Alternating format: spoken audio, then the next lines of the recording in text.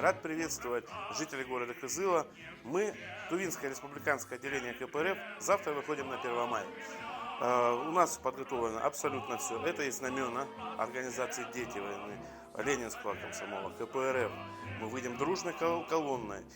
Ведь и неспроста у нас будет столько много знамен. Ведь мы возглавляем Союз левопатриотических сил по Республике Тыва. Это очень и очень богатый спектр дружественных организаций. Но что же такое 1 мая? 1 мая – это прежде всего День солидарности трудящихся. День, когда все трудящиеся всего мира должны объединяться. Что на сегодняшний день? Очень многие права трудящихся ущемлены. Если у нас фактически вроде как и написано, что 8-часовой рабочий день, но по факту на сегодняшний день это не так. Люди вынуждены работать и по 11, и по 12 часов.